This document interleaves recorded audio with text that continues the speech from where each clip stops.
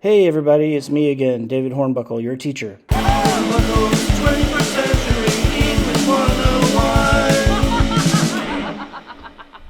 101. Today we're going to talk about the structure of academic essays, starting with introductions. The main purpose of an introduction in any kind of essay is basically to tell your audience any background information that they're going to need before you get into the nitty-gritty of your argument. All right, some people are going to say, well, what do you mean by an audience? Nobody's going to read this essay except for me, the student, and you, the teacher. Well, first of all, that's not necessarily true. You may send it to somebody for feedback, like a tutor at the University Writing Center, or a friend or a parent. Or you might submit it to a freshman writing contest where it will be read by other members of the English department. Or later on, you might apply to graduate school, where you will need to submit a sample of your writing from a class. So you have a potential audience of a lot of different readers who are going to be college educated and generally knowledgeable and interested about your subject. How do we start? There are many schools of thought about this. Some people say you need to hook your audience in with a rhetorical question or a fun fact. You may want to have a hook of some kind if you are writing for a magazine or a blog, and your audience are random people who may come across your writing, and you do want to have a way to draw them in.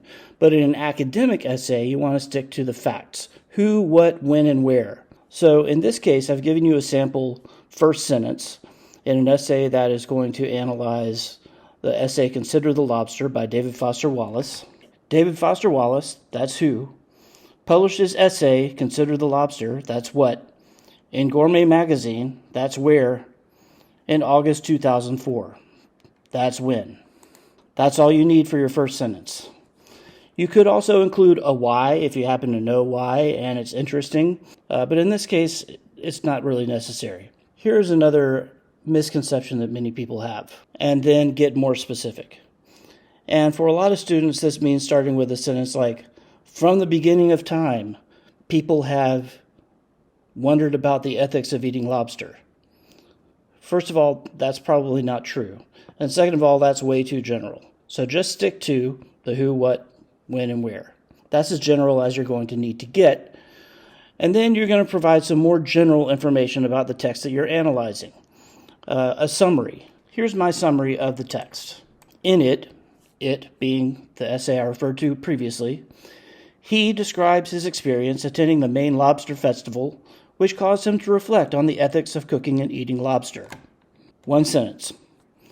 It might take you 3 or 4 sentences to do an adequate summary of what you're analyzing. It depends on what it is, but that pretty much gets to the point. Now I'm going to start leading into my thesis statement.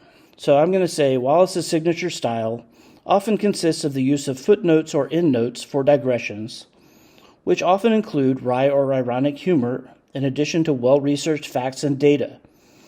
So this is really still part of my summary there, but I'm starting to mention some things that I'm going to refer to in my thesis statement. Then my thesis statement. In this essay, he uses these same rhetorical strategies of humor and research to strengthen his main argument that Americans should think twice before boiling live lobsters. Now, whenever you're analyzing a single text, your thesis statement is going to look a lot like that in several ways. One, this text I have in yellow, that is the author's purpose. You're always going to want to identify the author's purpose. And believe it or not, that is your opinion. Because we can't read the author's mind. We don't really know what his specific purpose was. That's something we interpret as readers. So your opinion is the author's purpose. But then there's a fact portion of the thesis statement, something we can point to as evidence. And the evidence that we're going to point to are these rhetorical strategies. In this case, humor and the use of research. So any thesis statement you write to analyze a single text is going to have that kind of format. Next, we're going to talk about the body of your essay. So your body paragraphs will have 3 main parts, which may repeat in places: claim, evidence, and reasoning.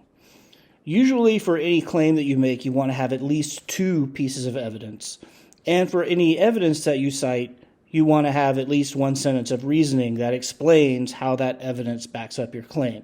So let me give you just a brief example. I'm going to make the claim that One element of Wallace's style that makes his writing persuasive is the use of humor.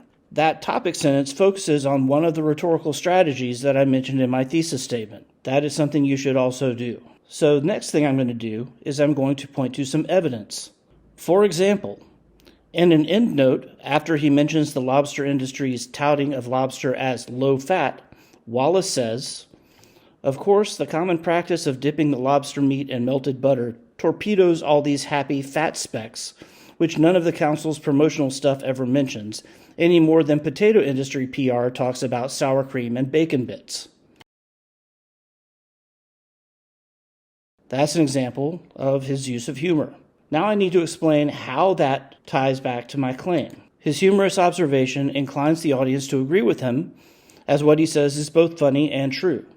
Moreover, it is an effective appeal to pathos, because the informal and humorous tone also makes him more relatable to the audience.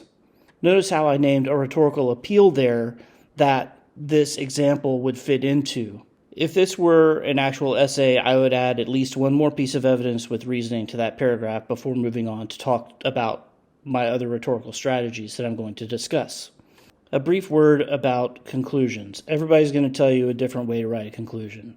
Most people say something along the lines of repeating your argument in different words. That is something you can do, but it's usually not very interesting.